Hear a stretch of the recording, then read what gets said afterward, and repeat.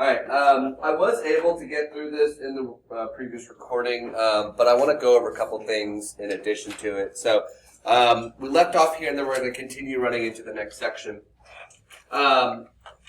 We have some compound events where we've got a coin being flipped as well as a spinner. It's classical probability because there's an equal chance for every outcome. Flipping heads versus tails, spinning the 1, 2, 3, 4, 5, 6, 7, or 8. So I've got a little tree diagram here set up with all those possible outcomes and combinations of getting a heads and then anything on the spinner versus getting a tail and anything on the spinner. And so I want to go over how we can find these probabilities by using a tree diagram. And then today and tomorrow we're going to go into some more concrete methods of calculating these complex events without having to go through the tedium of drawing a tree diagram, especially when we have a lot of different possible outcomes when we are looking at these different probability events. So we have 16 different outcomes in our sample space, and we have a couple events, and we want to look at how we can figure out the probability of these events. So our sample space is always going to be out of 16. But then we're looking for some specific events. So we've got, first, the probability of getting tails and spinning odd. Spinning odd. We want to look at these probabilities. Okay? And so what we need to do is we need to look at our sample space and we need to figure out how many outcomes we have that match with event A. Draw a bracket that actually. Okay? So we want to look at this sample space and we want to get any outcomes that are tails and an odd number. What are some of those outcomes that are tails and an odd number? T1. T1. What else? Okay, so those are all of our different outcomes in event A. And our sample space contains all 16 of those outcomes. So using our classical probability, we've got the number of outcomes versus the sample space. So how many outcomes do we have that match event A? How many outcomes in event A? 4. And in our sample space, we have 16, which gives us a probability of 1/4 or 25%. And that and is very important. We have to meet both of those criteria. We have to have tails, and we have to spin an odd. Versus event B, which has a different word in it. Getting heads, or spinning a number greater than 3. So our sample space is going to look a little bit different, okay? Because it has to be a heads or a number greater than 3. So let's look at the bottom of our tree diagram, okay? And what are all my outcomes that have heads? 8, 1, 2, 3, 4, 5, 6, 7, and 8. And then all my outcomes that are greater than 3. 5 more. I've already got these, H4, H5, H6, H7, H8. And then I've also got any outcomes of tails that have a spin greater than 3. So my sample includes H1, or I'm saying my outcome includes H1, H2, H3, H4, H5, 6, 7, 8. As well as tails 4 and 5, 6, 7, and 8. So what's the total number of outcomes in event B? 13, and our sample space is 16. 13 out of 16, which is approximately 81%.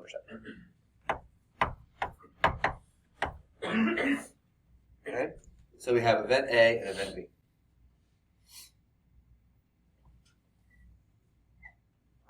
using the fundamental counting principle. We'll use this when we're trying to figure out the size of our sample space without using a tree diagram, especially when we have, again, multiple events that we're doing within a probability experiment. And so we have a college identification number that consists of 8 digits. Each digit can be 0 through 9, and each digit can be repeated. What is the probability of getting your college identification number when randomly generating 8 digits? So first, let's look at our sample space. We need to figure out how many different combinations we have. Well, I've got 1, 2, 3, 4, 5, 6, 7, 8, 9, or 8 digits. I meant to erase that. I didn't want to erase. So first digit, second, third, fourth, fifth, sixth, seventh, 8th digit. Okay? How many different number combinations can I have for my first digit? 10. And the second? 10. And the third? 10. And the fifth? 10. And the ninth? 10. There's no ninth. What for the 8th? Everything all the way to every single digit has 10 possible combinations, digits 0 through 9, and they can repeat. And so our sample space, the size of our sample space will be 10 to the 8th power. So we have 100 million.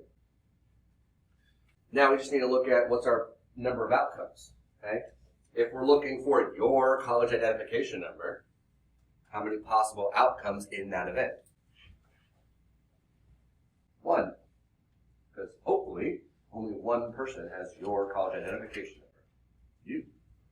And so our outcome, the number of outcomes over our sample space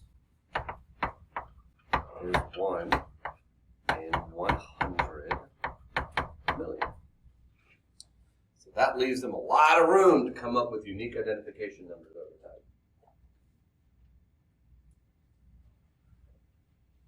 time.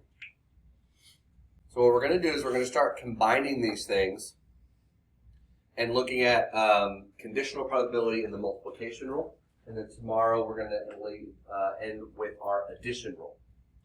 And this is different ways that we're combining probabilities within multiple events. So conditional probability is the probability of an event occurring given that another event has already happened. Okay? So something else has to have happened first. And then, given that that happened, what's the probability that the next thing will happen? And so we denote this using this notation with P and then parentheses B bar A, and it's read as the probability of B given A.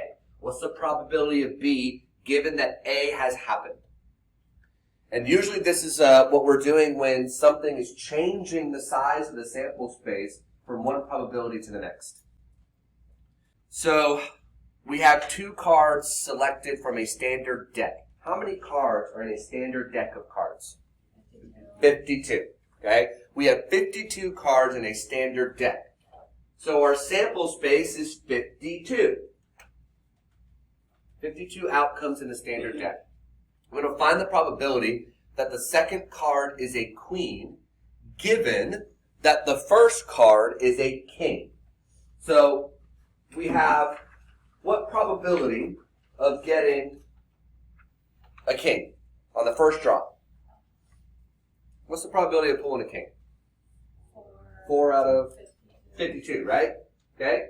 So I pull out that king, and then I keep that king. And now I want to draw another card.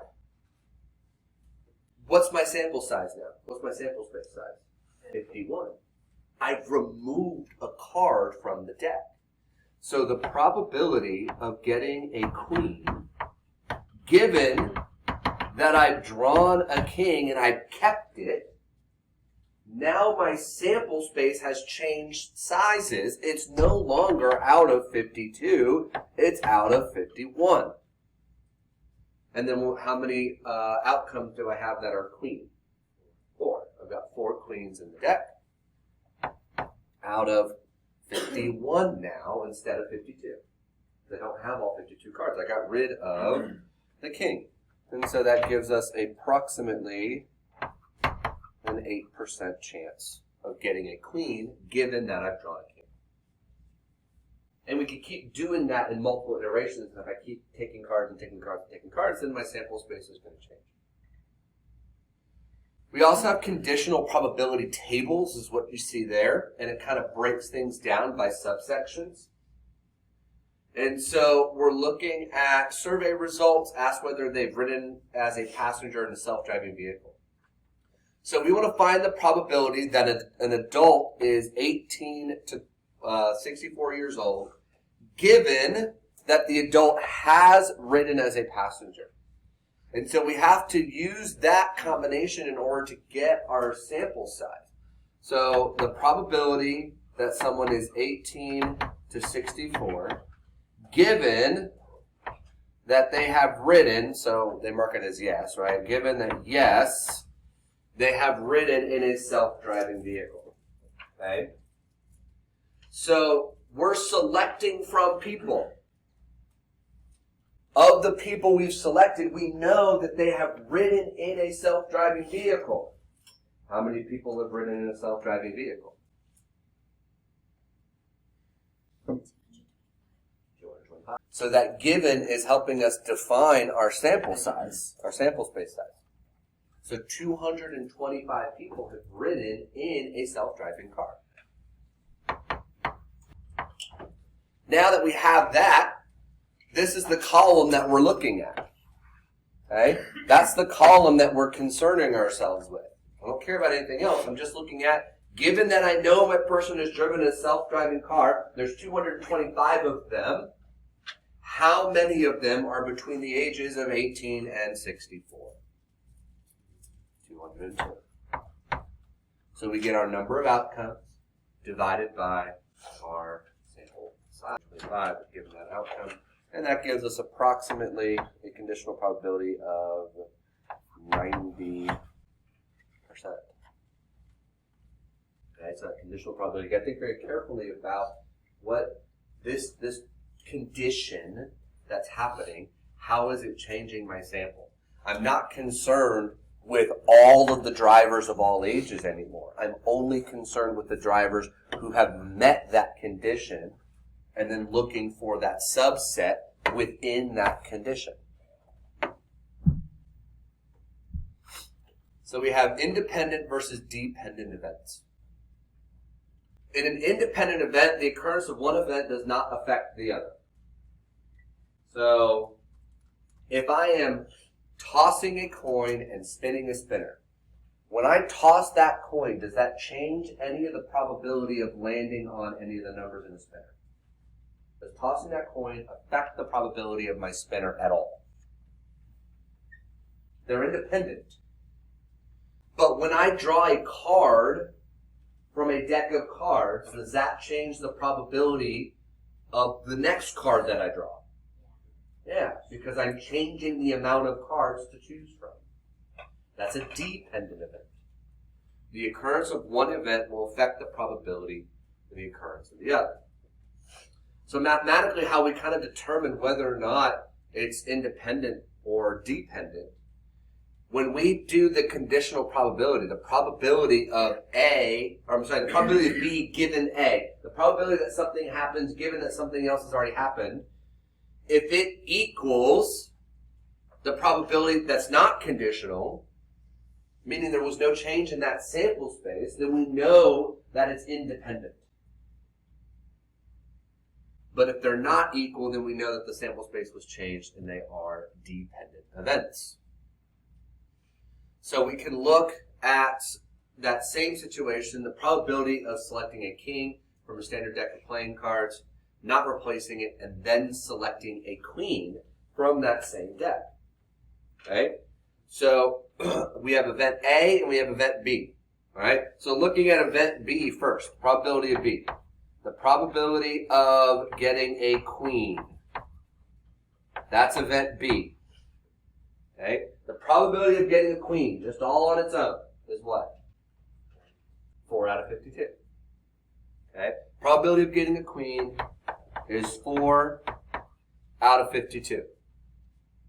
And then we're looking at the probability of selecting a king and then trying to get a queen. And that's the probability that we did before. The probability of getting a queen given that we've drawn a king. And we saw that that was 4 out of 51 from before. Are those two probabilities the same? No. So because probability of event B given A does not equal the probability of event B, we know that these are dependent events. The probability of B given A is not equal to the probability of B, therefore we know they are dependent events. They are not independent. Tossing a coin and getting a heads, that's event A, and then rolling a 6-sided die and obtaining a 6. So, probability of getting a 6 on a 6-sided die is what? 1 in 6. Okay? Probability of getting a 6 on a 6-sided die, given that we've gotten heads, on our coin toss. Okay? So we kind of have to look at all of our different outcomes. So if I get a heads on a coin toss, I can get a 1 or a 2 or a 3 or a 4 or a 5 or a 6. So given that condition, how many possible outcomes do I have in my event? How many outcomes? Getting a head or getting a 6, given that I flipped heads.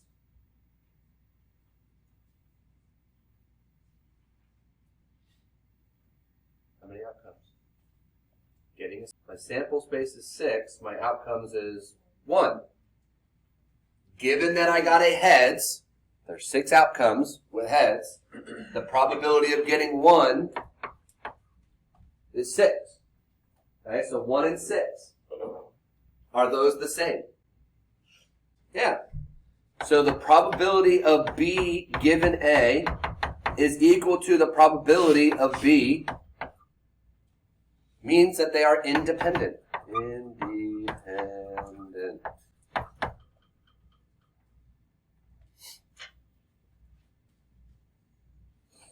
Driving over 85 miles per hour is event A, and then getting in a car accident is event B.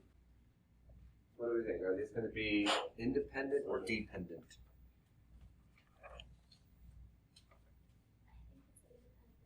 Why? That's true.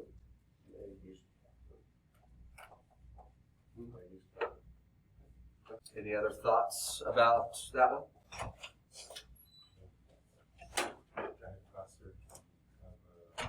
Driving faster increases your chances. So while it is true that driving slower, you can still get in a car accident, when we look at empirical data, the faster you go, the more likely you are to get in a car accident. Okay, so this would be based off of empirical data.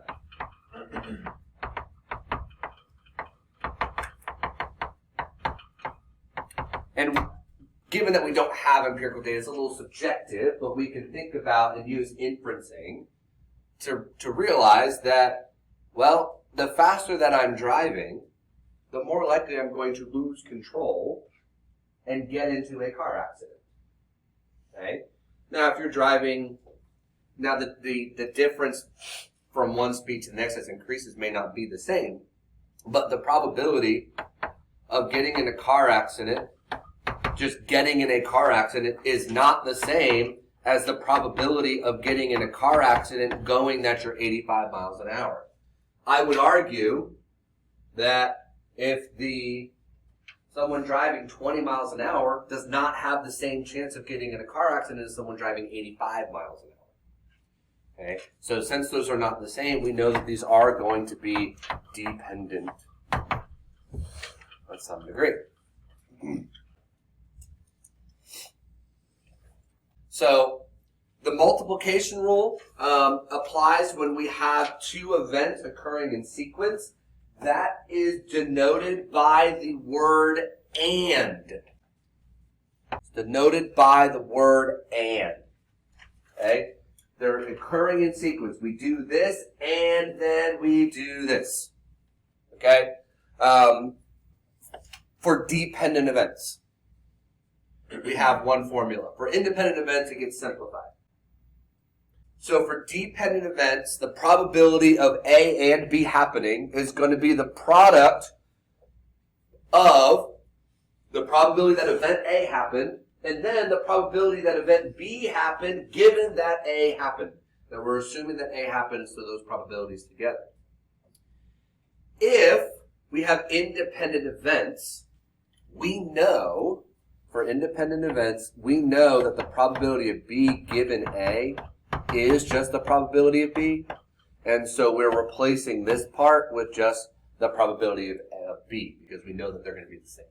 Okay, so if we can identify ahead of time and know, oh, this is going to be independent, this is going to be dependent, we can shorten it and just do probability of A times probability of B. But if we know that they're dependent, then we have to kind of go through that process of figuring out B given A as well as A. So 2 cards selected without replacing the first card. Dependent or independent? Dependent. So we're going to have to use probability of A times probability of B given A. Okay? So find the probability of selecting a king and then a queen. Okay? So I haven't drawn any cards yet. What is the probability of drawing a king? 4 out of 52. Now I have drawn that king. What's the probability of getting a queen given that I've drawn a king? 4 out of 51.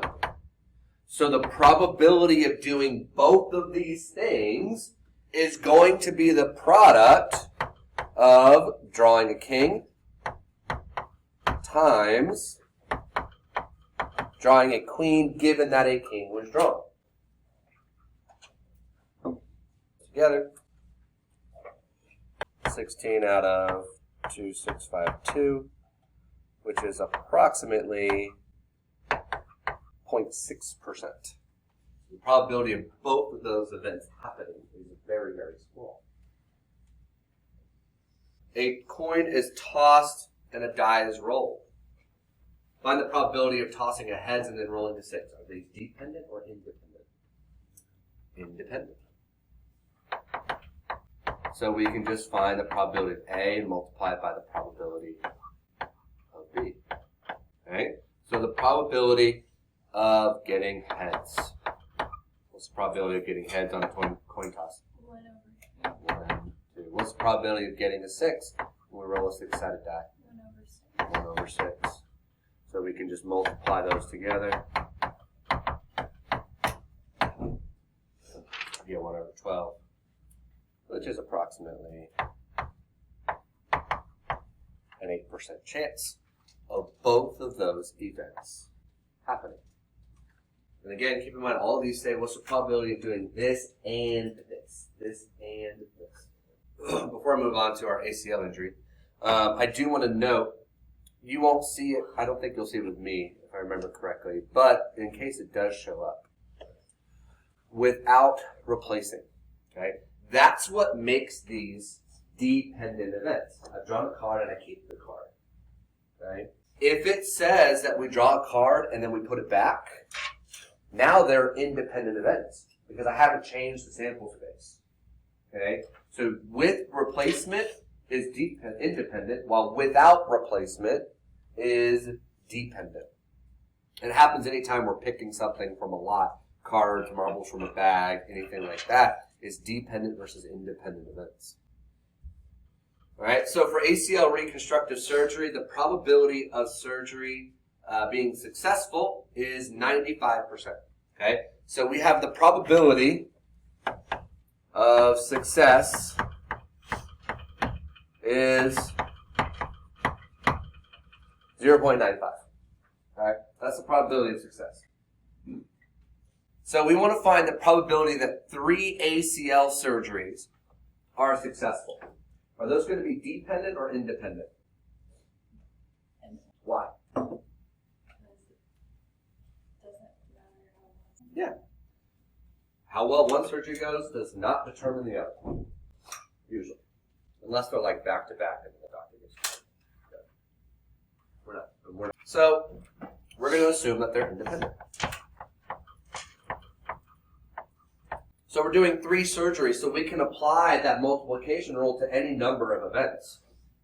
So the probability, we'll say that event A is the first surgery, the probability of event B, which is the second surgery, and the probability of event C, which is the third surgery. They're all independent, so we can go ahead and we can multiply all those together. So we'll take 0.95 times 0.95 times 0.95.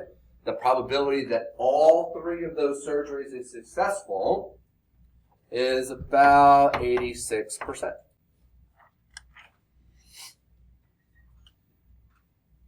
Notice how when we do what happens to all the probabilities when we're using the multiplication rule?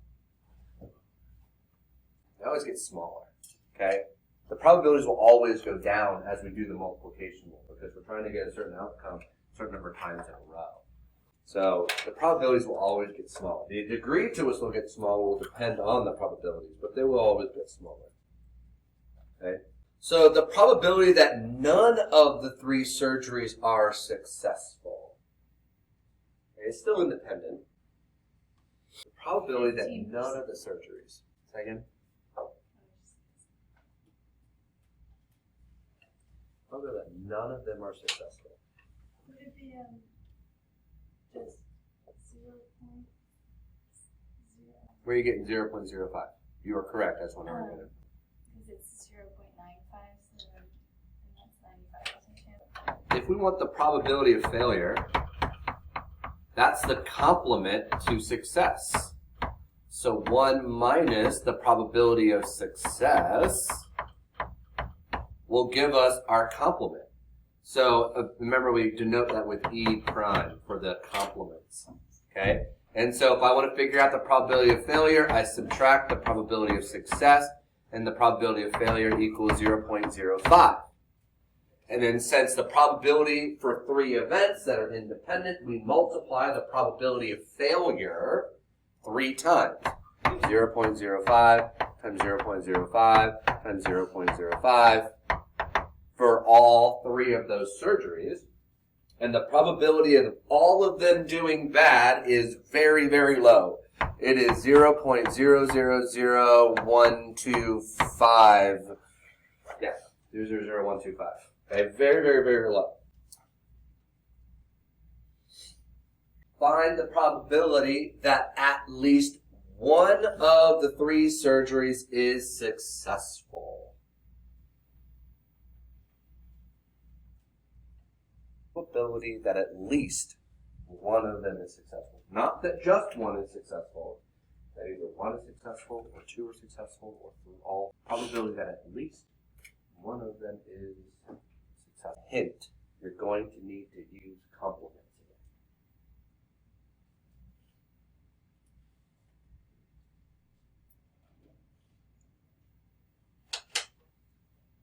One is successful. What's the complement to what? I want you to think about. 1 is successful. Is the complement to what?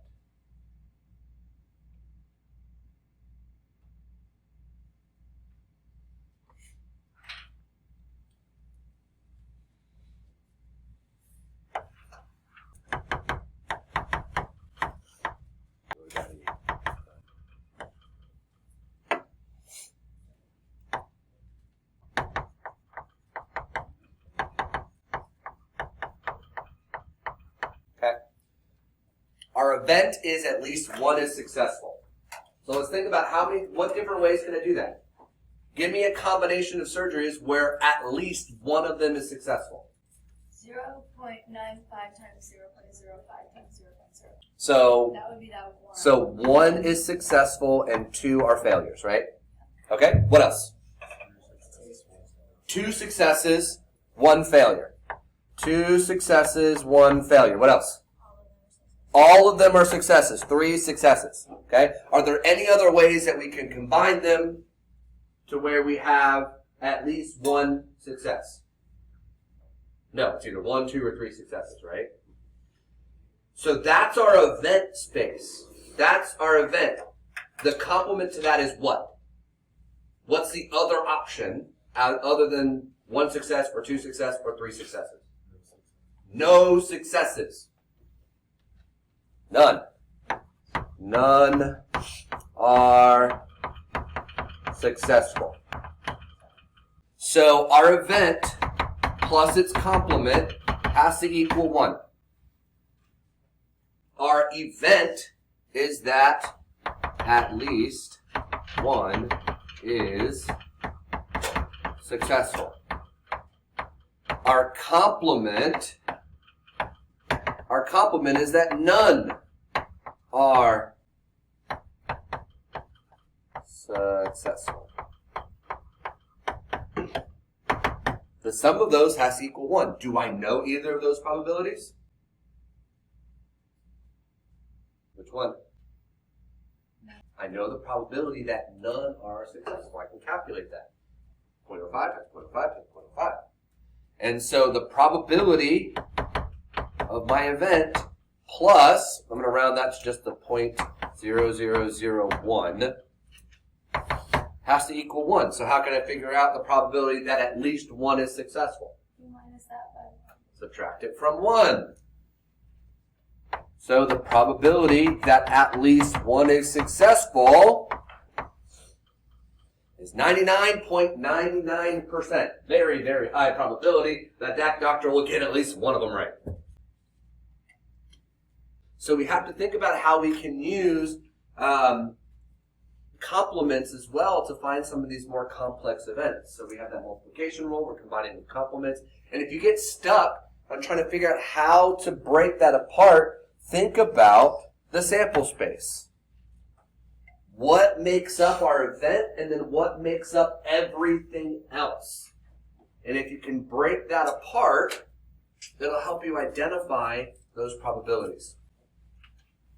In a recent year, there were 19,000 U.S. med students that applied to residency programs, submitted their residency choices. Of these seniors, 18,000 were matched with residency positions, and 75.6% getting one of their top 3 choices. So we've got 2 probabilities there. So we've got event A. Okay, event A was matched with a program. Okay, matched with a program was event A. And event B is matched with their top 3. Event B is that they matched with top 3. Okay, 3 different events there. Or 2 different events there. All right? And so the probability of A, probability for event A, they give us is 18 out of 100, or 18,108 out of the 19,326 students. There's probability of A. All right? Probability of B, well, that's already given to us. Okay? Well, actually, B given A. Probability of B, given that they were matched, was 75.6%. So of those seniors that were matched, 75.6% of them got into one of their top 3 choices. So we want to look at a couple different options here. Find the probability that a randomly selected senior was matched with a residency position, and it's one of their top 3 choices. So we want the probability of A and B, which again, based on our independent and dependent, if it's dependent, it's going to be the probability of A times the probability of B given A. They've given us both of those. We can multiply those together. I'm going to do this a little fast because we only have a few minutes. The probability that a randomly selected senior was matched to a residency position did not get matched with one of their senior top choices. Okay? So, here again, we're looking at a complement. Of those that were given a match, by the probability of the residency that was matched, did not get matched with one of their top 3 choices. That's going to be a complement to that second event. So that tells us of those that did get in, how many got matched with their top 3. If we want to find the complement that they were not matched, we can subtract the 75.6% to get that complement. Let me throw the answer for this one here. So when we multiply those together, we get a 71% chance here. Okay. And we get our complement of what, 24.4. So there's a 24% chance that they did not get matched with one of the top 3 choices. And then more importantly, we want to look at, is this unusual? Would it be unusual for a randomly selected senior to be matched with the residency position and that it was one of their top 3 choices? Okay. What was the probability for that to happen? They were matched and it was one of their top 3. It was given to us. What was that probability? 75.6%. Is that unusual? No. No. What percent does it need to be in order to be considered unusual? I talked about this yesterday. If you're an AP Sky, 0.05 or less, right? So, in order for it to be considered unusual, it would need to be less than a 5% chance. Since we have a 75% chance, no, it's actually highly likely that you will get matched up with the residency program of your choice. So it is not unusual. As a matter of fact, it is actually highly likely. Okay. I know I went a little fast on that.